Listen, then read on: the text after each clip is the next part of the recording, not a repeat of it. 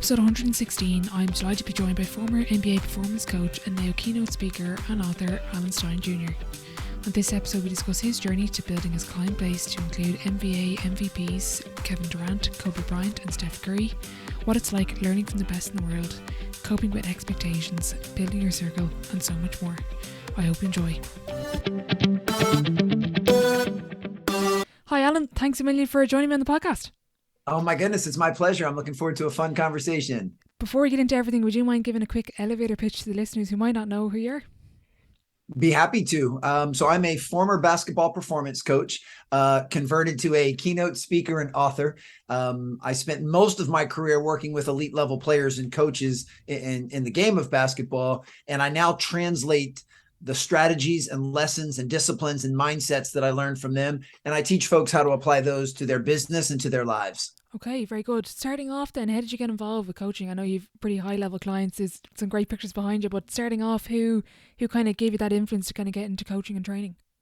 Well, basketball was my first identifiable passion, and I fell in love with the game at 5 years old. And I'm so thankful that here 4 decades later, basketball is still a major pillar of my life. And I say that with immense gratitude. I'm so thankful that I've been able to not only make a living, but build an extraordinary life around something I've been so passionate about. And I spent the first portion of my life as a very committed and dedicated basketball player, was able to play all the way up through the university level. But then when it was time to graduate, I realized that I didn't quite have what it took to play the game professionally, but I still very much wanted to be involved in the game of basketball. And when I was training in college and even in the latter part of high school, I started to develop an equal fascination and interest with strength and conditioning and agility training and plyometric training and mindset and nutrition.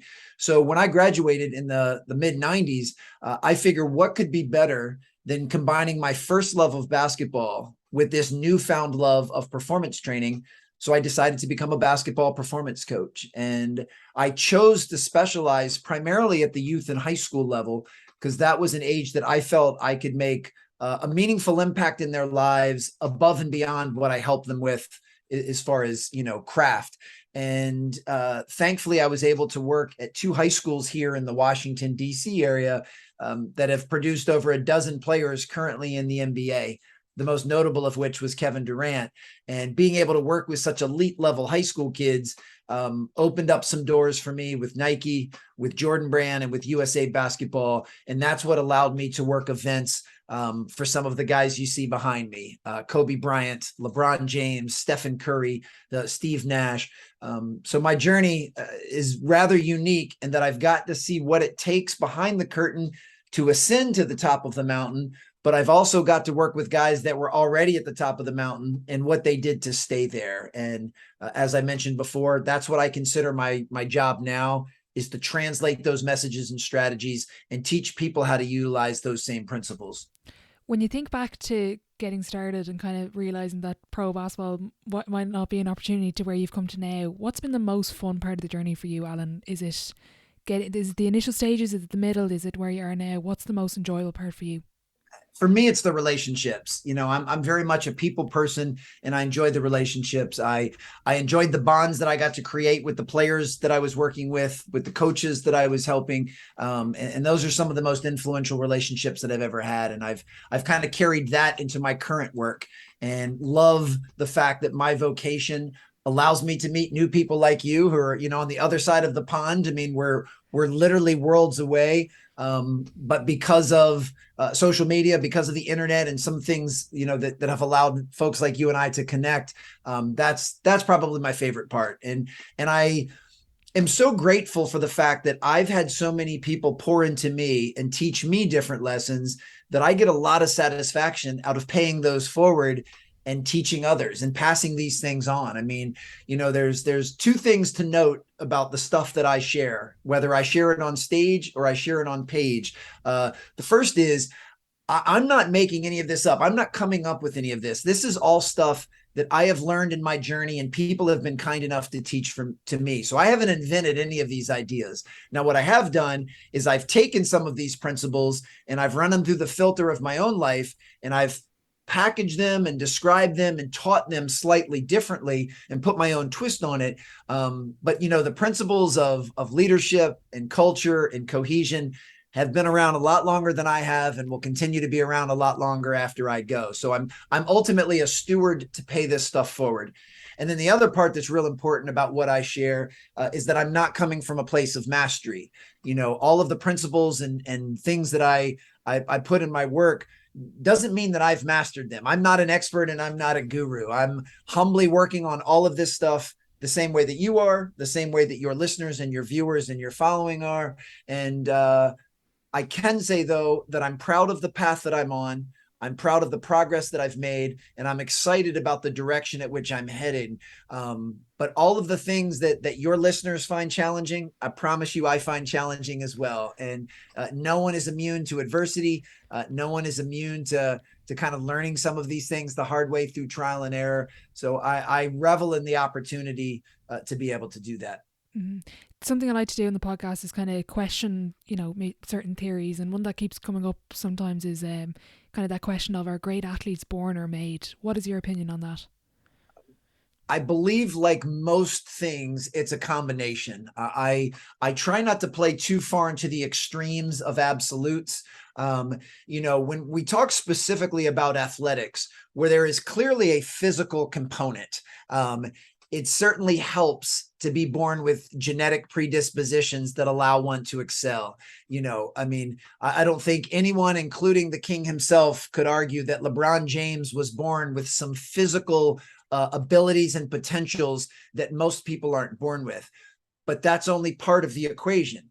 The rest is earned. It's earned during the unseen hours. It's earned by being coachable. It's earned by getting in repetitions. It's earned by a commitment to your craft to improve. And using LeBron as an example, he's maximized that as well. He's not the only 6'8" athletic person in the world, but he's one of the few that have been able to actualize that to the degree that he has. Now, what makes it very interesting is when you look kind of outside of athletics on, let's say, the business side, where the physicality is much less important. Now, I do believe that it's in everyone's best interest to be physically fit, to take care of their bodies, because it will directly impact your mental acuity, your focus, your retention. These things, we're very holistic creatures, and all of this stuff is intertwined. So I do think it's important to work on your physical fitness, even if you're in the business world. But it doesn't matter if you're 4'8", 5'8", or 6'8". It doesn't matter if you weigh 100 pounds or 300 pounds. It doesn't matter if you can jump over a building or you can't jump on a curb.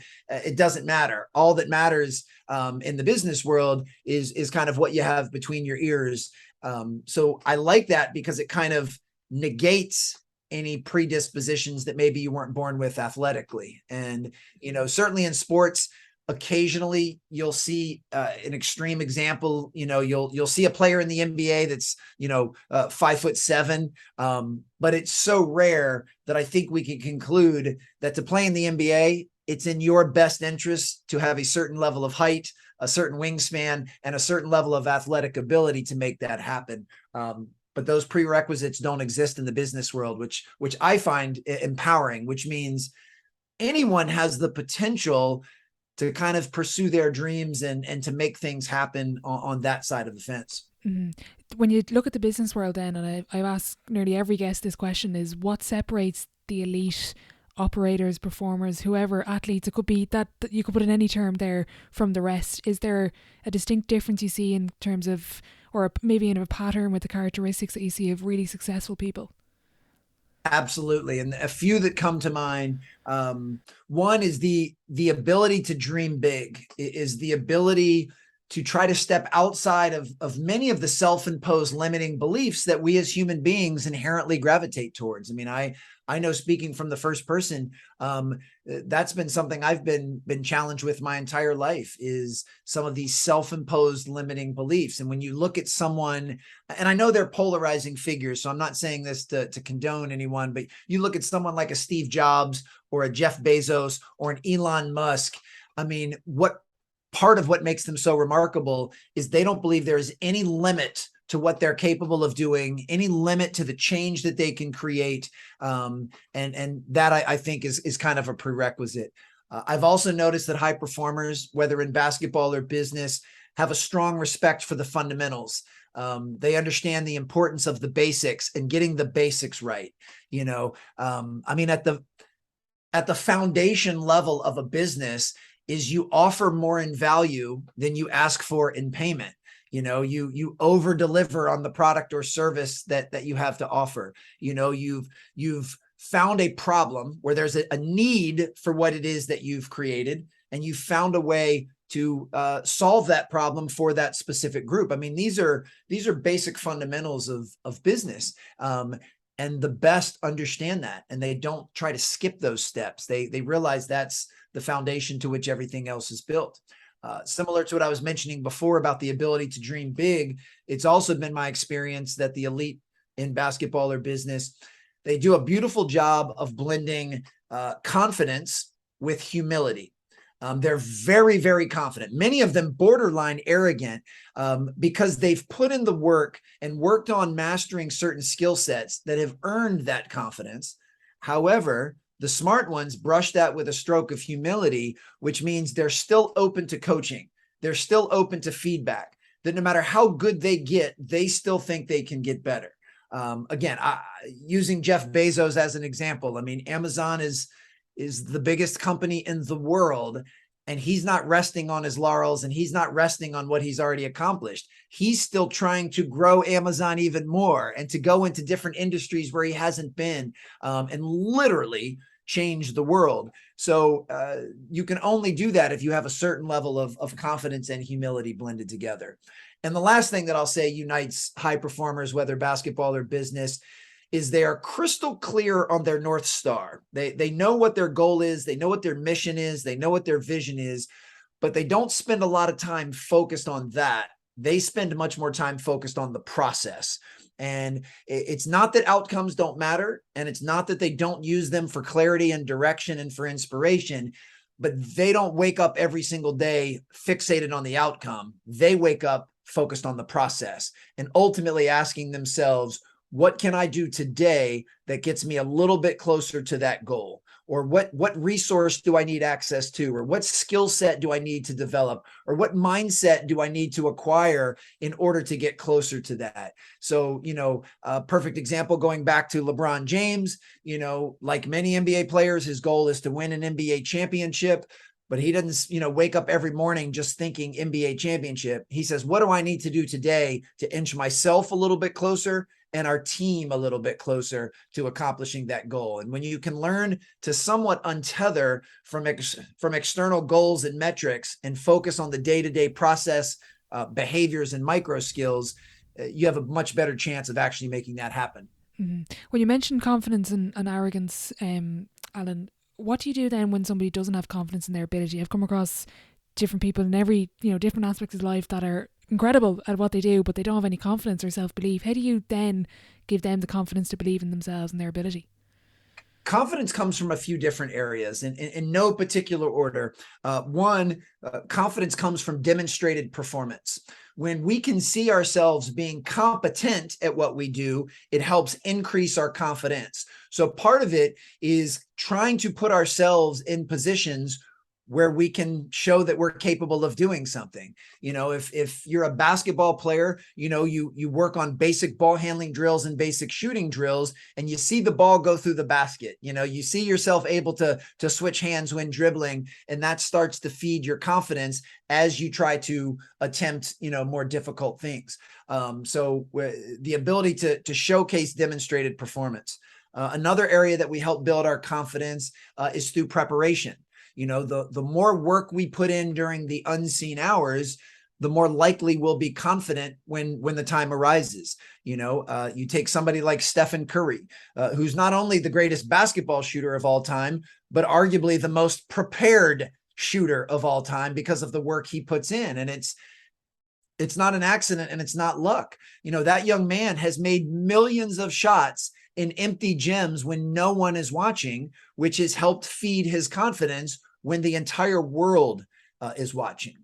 Another one is confidence comes from keeping the promises that we make to ourselves.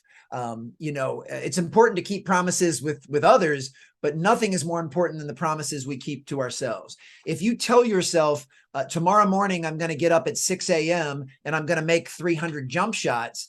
If you choose not to do that and you wake up the next morning and you hit the snooze button and you pull the covers back over your head, you are starting to erode your confidence. Whereas if you actually keep your word and you do that, now you're actually killing many birds with one stone. You've kept a promise to yourself.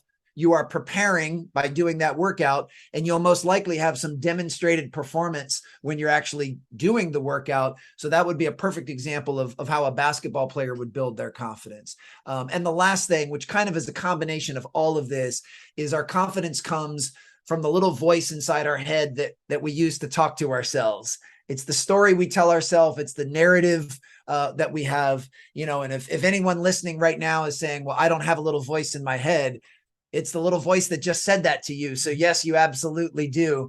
We all do.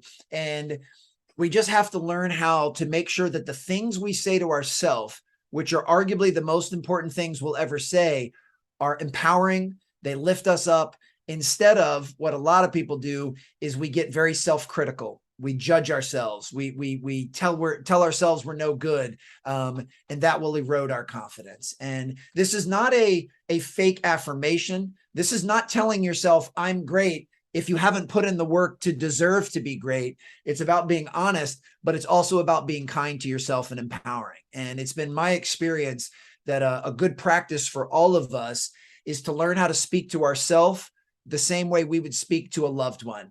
If I'm a parent, I have 3 children that I love immensely. If one of my kids was having a hard time, as a parent, I want to comfort them. I want to let them know that I believe in them, that I have their back, that yes, this is a tough thing you're going through, but I know you're strong enough to get past this, and I love you and I believe in you. And I have to learn to talk to myself in that same tone. Because as I said before, many people, we get critical of ourselves, we beat ourselves up, we judge ourselves, we think I'm no good, and that will erode confidence. And I know that was a mouthful, but if we can slowly do those 4 things rather consistently, then confidence will start to build. And then the last thing, and this one's so important, confidence begets confidence. We become more confident by feeling confident, because when we feel confident, we perform well. When we perform well, we now have a right to be confident, and it creates this circle that will actually help us level up. If we were to flip it on its head, Alan, and go the other way and say, how do you perform under pressure? And when you have that expectation of Steph Curry, for example, being the best shooter on the planet, how do you then cope with that expectation and that pressure to perform every night or to perform in the business world and get the results you want? Well, the first puzzle piece is everything that I just shared, is having the confidence to believe you deserve the right for the opportunity to be the best shooter in the world, or to make this game-winning shot, or to play in Game 7 of an NBA Finals. So that's part of it. But the other part of it is they've learned to relieve that pressure, because on some level, the pressure is somewhat self-imposed by allowing ourselves to step outside of intrinsic motivation and get too caught up on the external. And when we start thinking things like, well, what if I miss? What if we lose? What will my teammates think? What will our fans think? What will they say on ESPN tomorrow? What will they say on Twitter? We're heightening pressure by stepping outside and giving our control away to groups that don't necessarily deserve it. And when you can learn to just say, I'm not worried about the outcome. See, there's a big difference, like preferences are okay.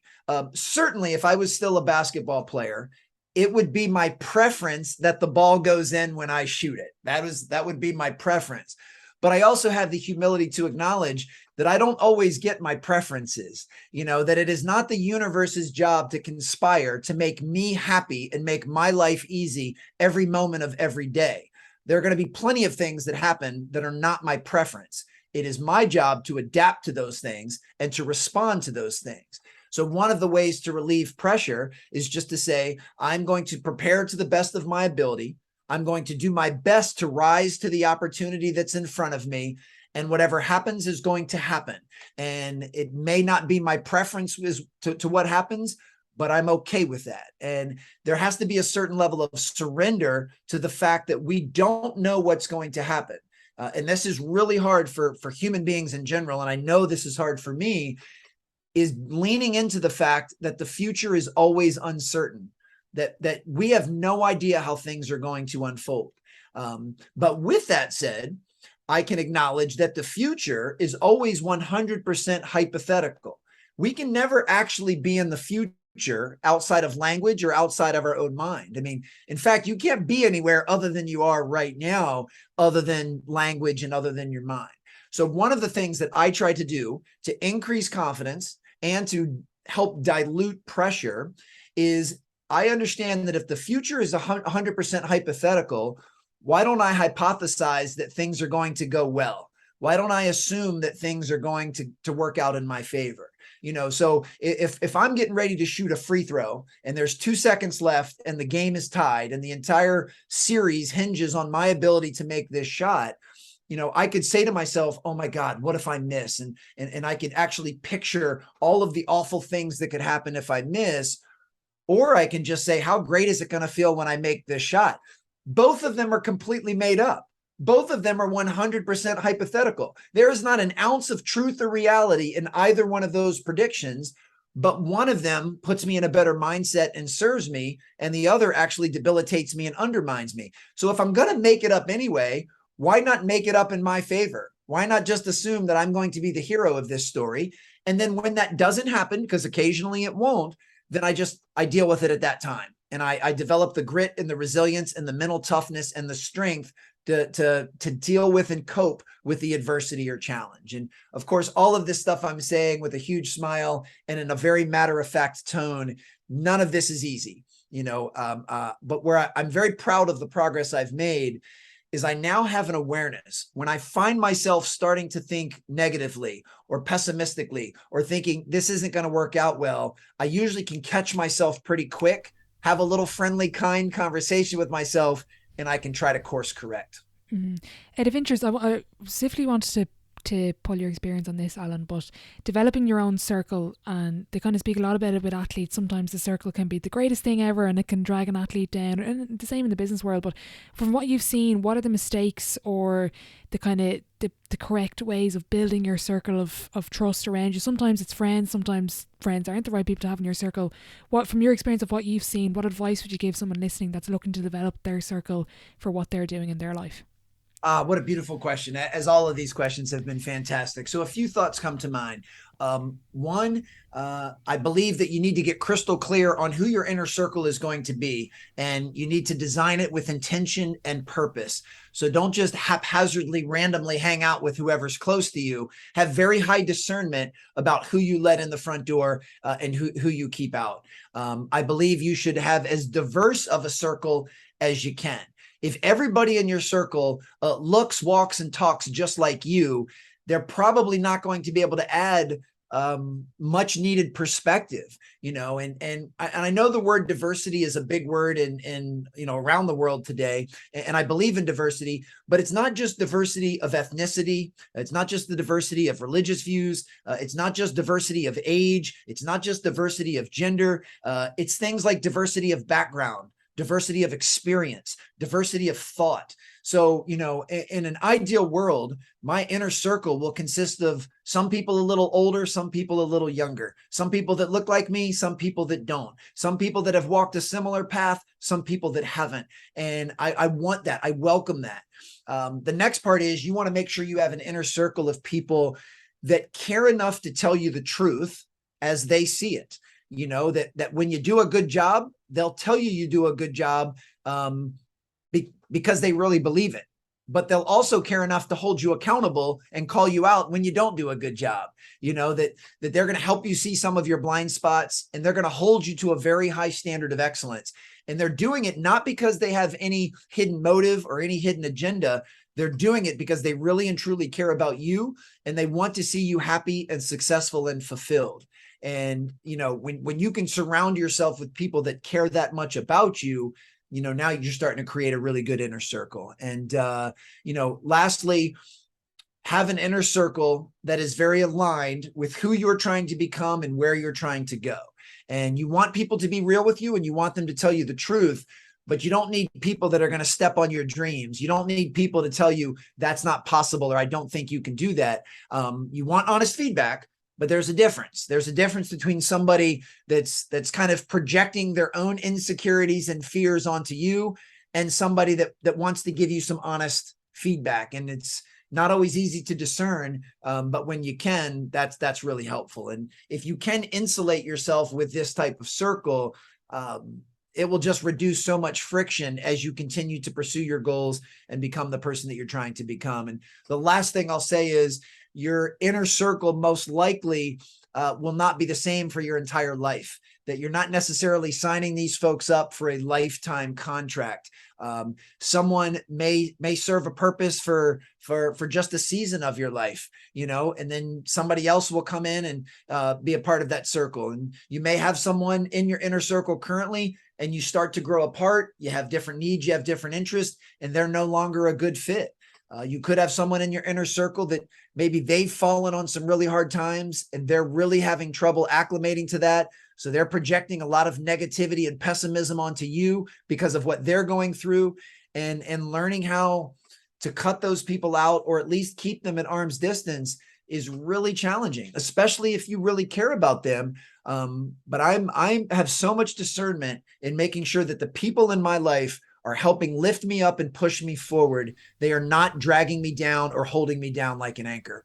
Mm-hmm. I recently interviewed Drew Hanlon, and I asked him this question as well. What's been the biggest sort of misconception you've seen of elite athletes, elite business people? Is there any sort of opinion you see in the general public that you just say, when you meet them and you get to know them, that that's completely wrong, people really just don't have it correct here? Obviously it depends on person to person, but overall, is there a particular misconception we have of elite successful people? Yeah, and I think it's something I kind of covered a little bit earlier, and that is that they have some type of magical secret to the way they're doing things, when in reality, they're most likely just doing the basics and the fundamentals better than everybody else. We tend to think that maybe they were born with something different, or they know something that we don't.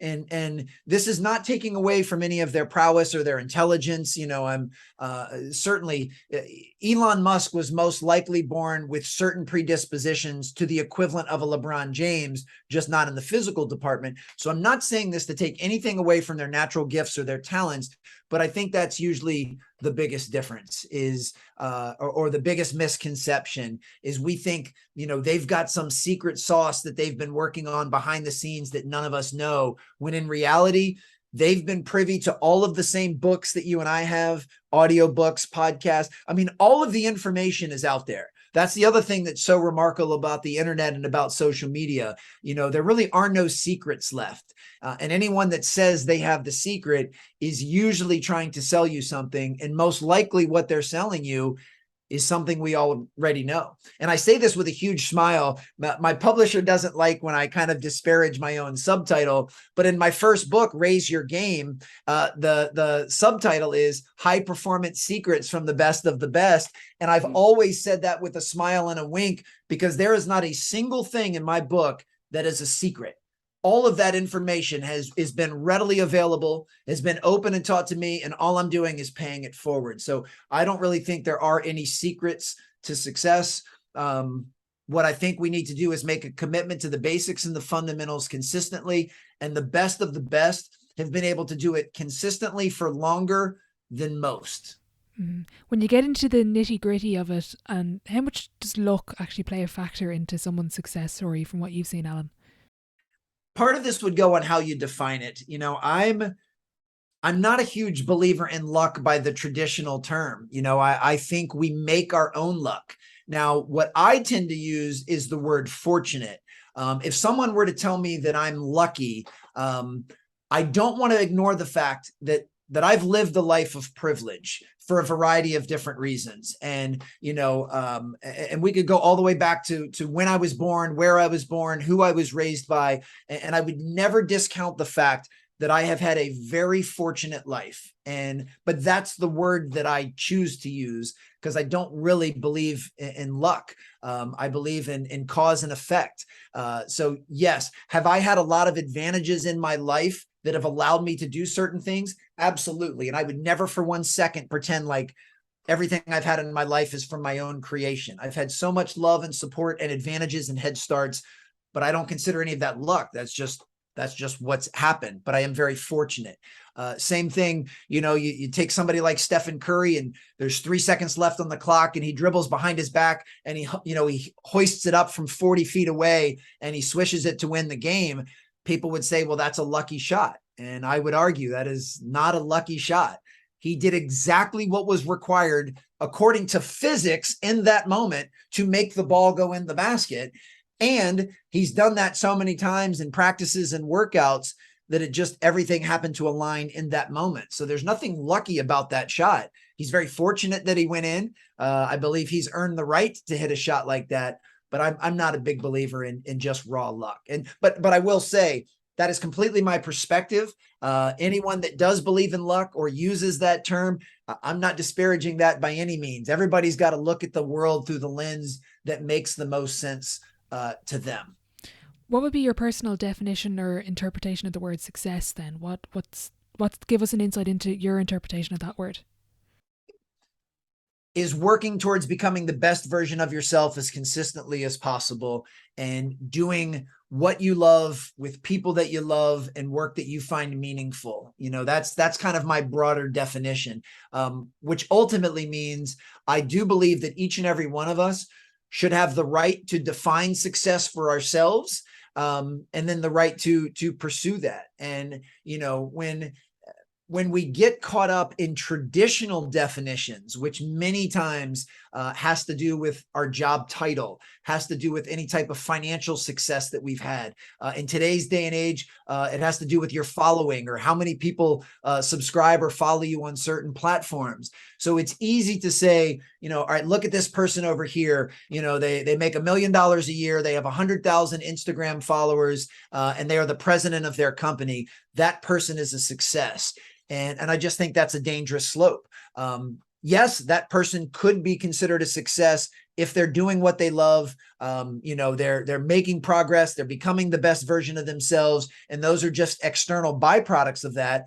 But I've also known people that you could check those boxes and maybe they don't have very good relationships. Maybe they have an issue with alcohol or drugs. Maybe they have very low self-esteem, and I don't say any of that to demean or disparage. That's part of the human condition. But I think it's very dangerous to label someone a success based on some of these external metrics when I think it should come from within. And with that, I know this statement will sound like I'm lacking humility, but in fact, it's the exact opposite. My heart is filled with graciousness. I absolutely consider myself a success because I'm doing work I love, work I consider meaningful. I have a great relationship with my children and my family and friends. I work hard to be physically, mentally, and emotionally fit. Like I consider myself successful. But if you compare my bank account to other people's bank account, then maybe they'll say I'm not. If you compare my Instagram following to other people's Instagram, then maybe they'll say, Alan, you're not a success. And that's okay, because I don't ever let anybody define it for me.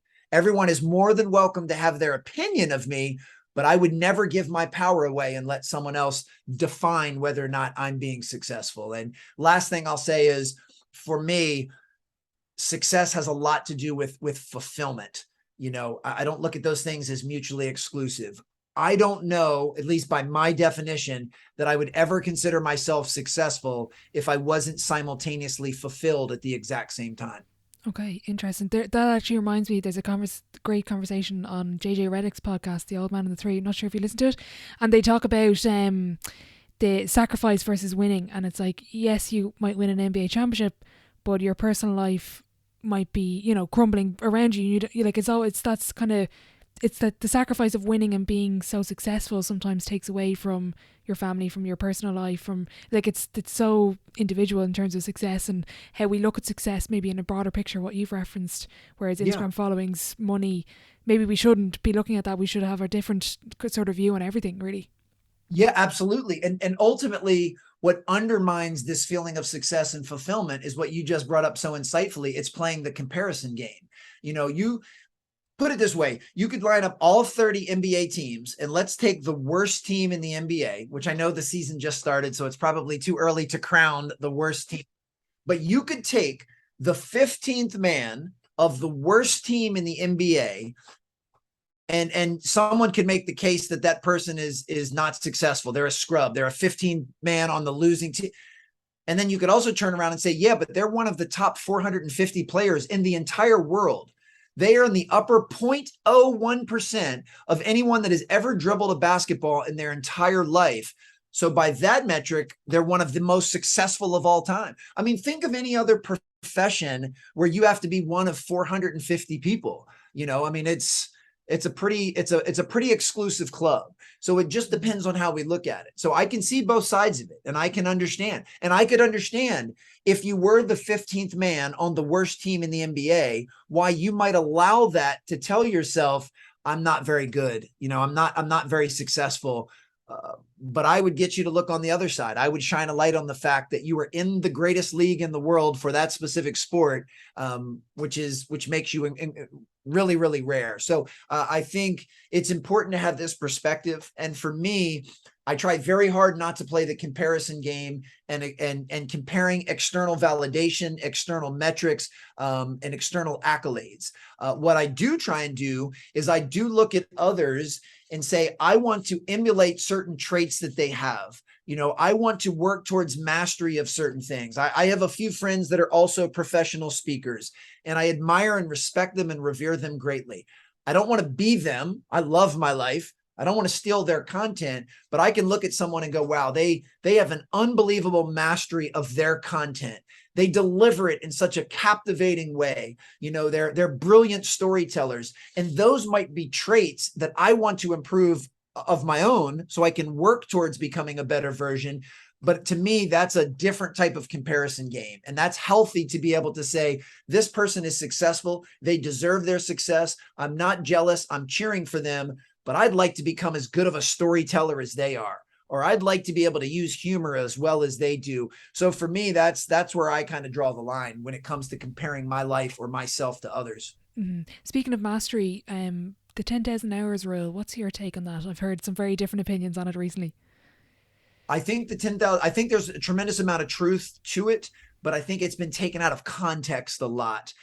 It is my understanding that those 10,000 hours have to be what's considered deep practice. It has to be practice that has some structure. It has to have practice with a very specific goal. It has to be practice that offers real-time feedback. It's not just going through the motions.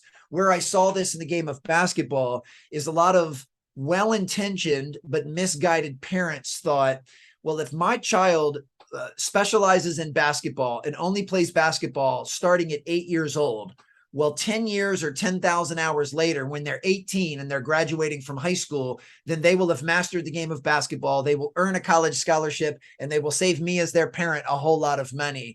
And what they don't understand is just kind of casually playing the game or going to a practice, or that's not the deep work that's required. And the other thing is it requires an immense amount of focus, that it's not just casual hours that you're logging, like you're working at a fast food restaurant. It's very distinct and deliberate. And that's what I think many people miss. So it's not about logging hours. It's about what goes into those hours that matters. But yes, I would see some truth that if you're willing to make that type of commitment to practicing the right way, 10,000 hours later, you're probably pretty good at that thing, whatever it may be. I'm conscious of time, Alan. I'm going to move on to the sideline 7. It's the same 7 questions at the end of every episode. Question one, I always ask my guests their favourite quote, but I'm going to share one of my favourite quotes, which is one from one of your videos. I think it was 2015, Steph Curry one. Are the habits today you have today on par with the dreams you have from tomorrow? But what is your favourite quote, Alan? What's the kind of standout one for you? Well, that is one of my favorite. And it's, again, even though I said that, and it is technically one of my quotes, it's kind of an amalgam of a bunch of ideas that I had heard from other people. But that's definitely one that I live by. A few others that pop to mind. If nothing changes, nothing changes. So if you're trying to improve yourself, you have to lean into making change. And change is usually very uncomfortable for most people. But I believe being uncomfortable is a prerequisite to making a change in your life and to getting what it is that you want. Another one is if you do the things others won't do, you'll have the things others won't have. And when I was younger, I always equated that with material items. But now I look at it on a whole different level, that if you're willing to invest in your relationships, in your inner circle, if you're willing to prioritize self-care, if you're willing to work towards being the best version of yourself, then you will have things like happiness and growth and fulfillment. And a lot of people don't. So yeah, those are a couple that pop into mind, but we could do a whole episode just on quotes because I love quotes. Yeah, I think we'll have to come back and do a part two. Question Perfect. 2, Alan, what's the best sporting event you've been to? I'm very biased because I'm a huge Duke basketball fan. I consider Coach K, kind of one of my earliest idols, for lack of a better word. So I've been able to go to a few Duke basketball games at Cameron Indoor Stadium. There's just nothing like it. It's so electric. I would even argue that even if someone doesn't like basketball or doesn't like sports, there is a palpable, visceral response to being in that place when it is packed, and it is nothing short of electric. And there was about a 10-year period where I was able to attend a game once a season in Cameron, and every single one of them was unbelievable. Is there any particular sporting event or particular game on your bucket list that you'd like to hit? Man, there's a lot. I've never been to a Super Bowl. I've never been to the US Open. I've never been to the Masters. I've never been to a NASCAR. I mean, there's a lot. And even though basketball is my primary love, I have so much respect and reverence and admiration for athletes of any sport. So even if it's a sport that I don't really know much about, or like hockey, for example, I know very little about the strategy and technique of hockey. I can't even ice skate, but to go to a Stanley Cup final would be absolutely electric. Okay, I think we're going to have to add Hurling All-Ireland final to that list. I'll send you a link later on to have a look. Question 3, Alan, what's been the biggest setback or challenge so far in your career, and how did you react to it? I would say my divorce. I'm very amicably divorced, and I know this is on the personal side, but I don't believe you can completely untether personal from professional, because I think they're all intertwined. And I've been very amicably divorced for almost 8 years now. But when I went through my divorce, it was a really eye-opening experience. It was certainly painful at times. It made me question a lot of things. It certainly rattled me. There were parts of me at that time that felt like a failure, that I had made this commitment and I wasn't going to be able to honor it or see it through. So on one hand, it was absolutely one of the more trying things that I've gone through. But now that I'm on the other side and I look back on it, it's also absolutely one of the best things that's ever happened to me, because it put me on the path that I'm currently on. So I wouldn't trade it for anything in the world. But yes, at the time, it was definitely something that I looked at as a setback. Mm-hmm. What's been your biggest achievement then, Alan, on or off the court? I know it always sounds weird, to say having children is an achievement, because, I guess procreation shouldn't necessarily be considered an achievement, but raising my children is absolutely something that brings me a tremendous amount of joy. And the way that I see it, I don't necessarily know what my legacy will be when I'm gone. There'll certainly be some video clips of things I've said. At present, there'll be 2 books out in the universe that someone can read. But I think the most lasting thing that I'll have is, hopefully I will have raised 3 happy, well-adjusted contributors to this world who are going to grow up and in their own way do meaningful work that makes the world slightly better. So if nothing else, I've been able to multiply. I'm one person trying to do good work. Hopefully I'm raising 3 people that will also be able to do good work. Brilliant. Looking back, Alan, what advice would you give your 18-year-old self? Well, I love this question. And the funniest part of this question is my 18-year-old self would have never listened, even to me in the future, because the 18-year-old Alan Stein Jr. was incredibly hard-headed, was very judgmental. The 18-year-old Alan thought he had everything figured out and thought he knew way more than he did. And I say that with a smile, because I don't think I'm unique in that way. I think that's part of the passage, that, when we're younger, we tend to think we know a lot more than we do. And now the 46-year-old Alan realizes not only how much did the 18-year-old Alan didn't know, but how much the 46-year-old Alan still needs to learn. So I think that shift there. But ultimately, what I would tell the 18-year-old Alan is to learn to be much more open-minded. Don't be so opinionated and judgmental, and open up to as many possibilities and perspective as possible. I don't think he would have listened, but that's what I would have told him. Do you think you would have believed where you've got to now? Wow. I don't know. I've always been a fairly confident person, but I don't think the 18-year-old Alan would have even had a fathom of an idea that this is what I would want to be doing with my life when I was this age.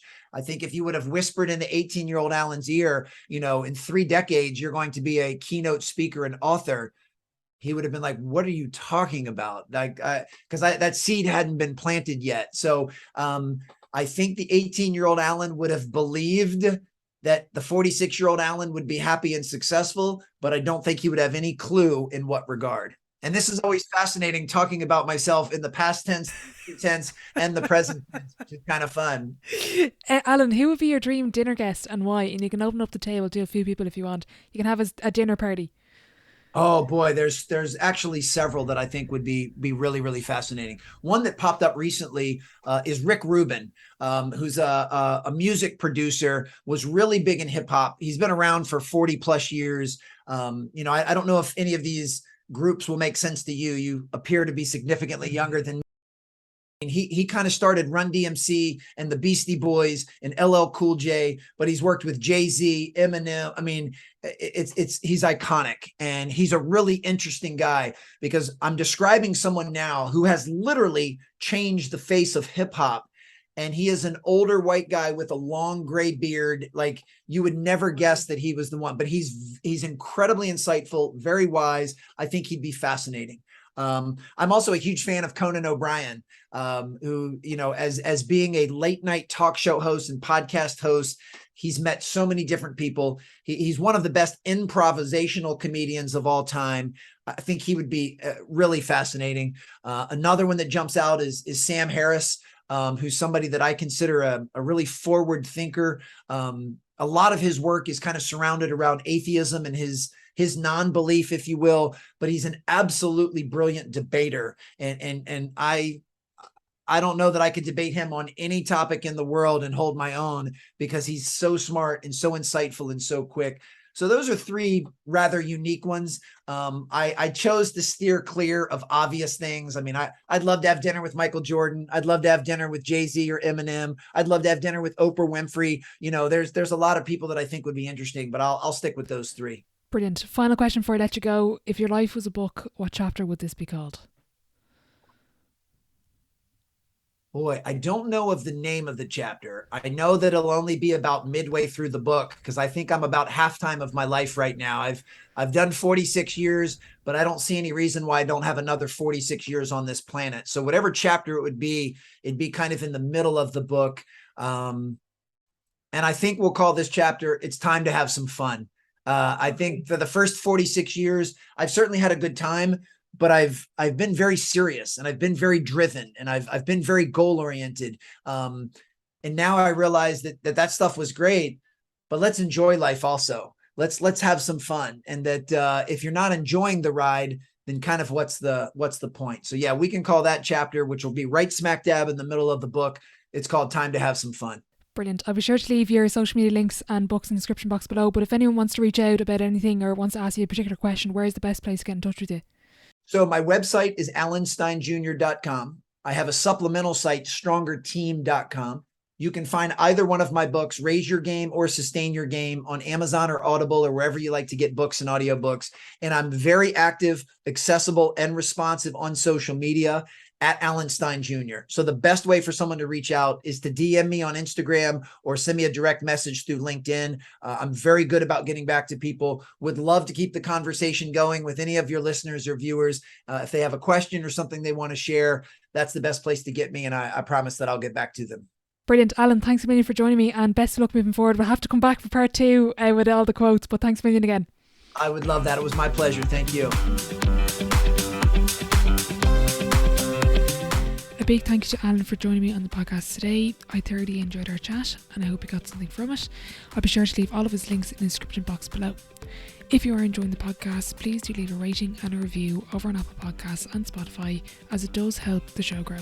Be sure to follow our Instagram at The Sideline Live for more.